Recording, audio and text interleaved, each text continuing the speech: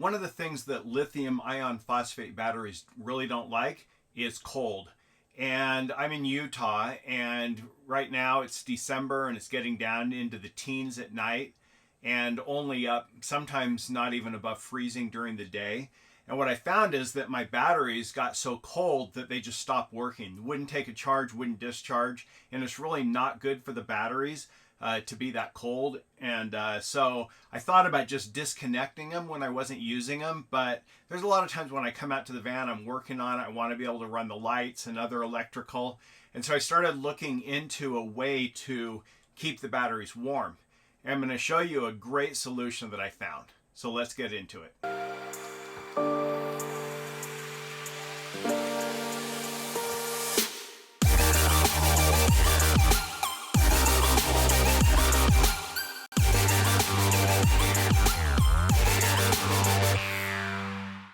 So what I found is this heating pad, and it's made for RV water tanks, runs off of DC.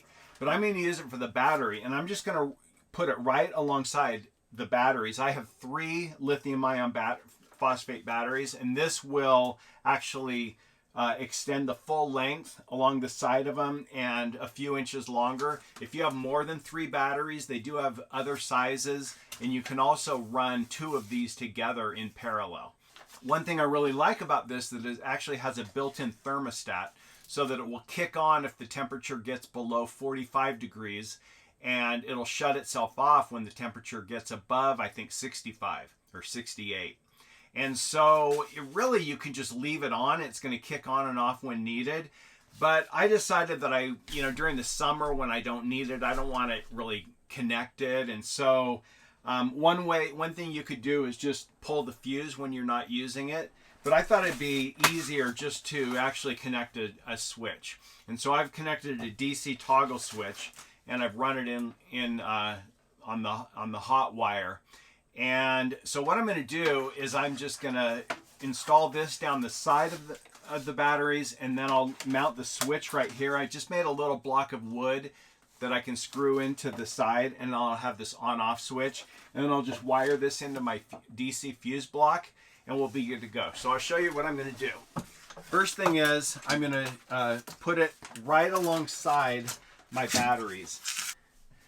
So the next thing I'm going to do is I'm just going to wire the positive into my fuse block, and then the negative I'll wire to the ground of my fuse block. So I'm just going to take the cover off of my fuse block.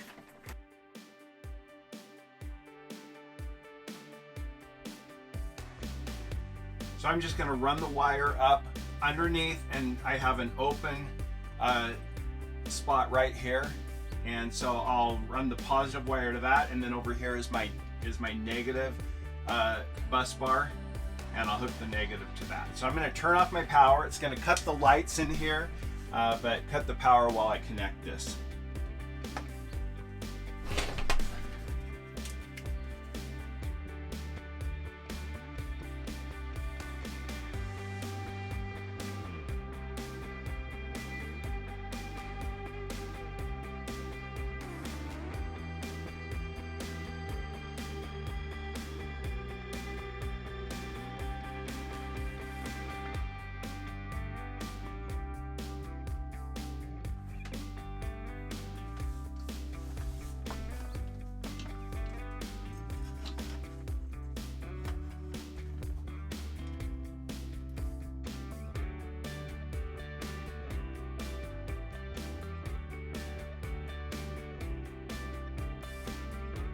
So now that I've got the wires connected, I can turn my power back on.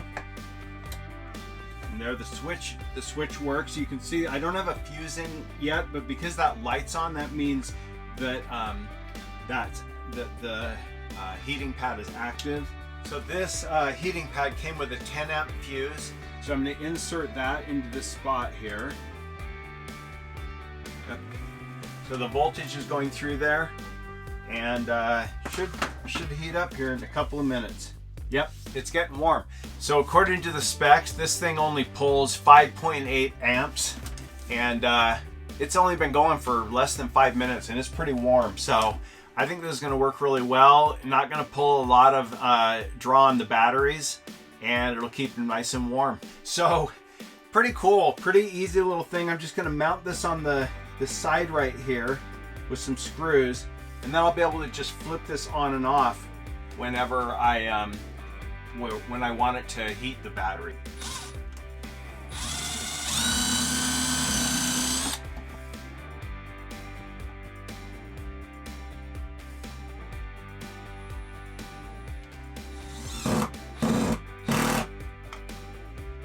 I think this is a great little solution. This pad I got on Amazon. I will link to it in the description. I think it was about, it's around $30, $35. And a great way to protect your batteries and keep them working even in cold weather.